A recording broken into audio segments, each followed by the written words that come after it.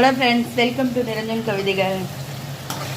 இன்றைக்கி சிம்பிளாக ஒரு கோவக்காய் பொரியலும் சுண்டைக்காய் காரக்குழம்பு தான் பார்க்க போகிறோம். என்னென்ன பண்ணுறோன்றதை பார்க்கலாம். இது சுண்டைக்காய் காரக்குழம்புக்கு கொஞ்சம் இதை காணலாம். இது சுண்டைக்காய் காரக்குழம்புக்கு எண்ணெய் ஊற்றி கடுகு போட்டு வெந்தயம் போட்டு சுண்டைக்காய் போட்டு நல்லா தாளிச்சுக்கணும்.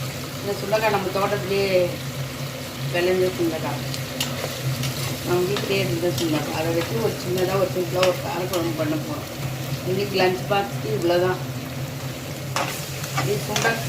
இது வந்து கோவக்காய் பொரியலுக்கு கொஞ்சம் வெங்காயம் தக்காளி எல்லாம் வதக்கி நிறுத்தி இப்போ அரைச்சி வச்ச வெங்காயமும் தக்காளியும் ஊற்றிடலாம். ஏன் வெங்காயத்தை இவங்க எப்போ பார்த்தாலும் அரைச்சி ஊற்றுறாங்கன்னு யோசிச்சுக்கலாம். இந்த சின்ன குழந்தைங்களாம் இருக்காங்க பாருங்கள், வெங்காயத்தையும் தக்காளியும் எடுத்து வச்சுட்டு மற்ற குழம்பு மட்டும் சாப்பிட்ணுன்னு நினைக்கிறாங்க. எல்லா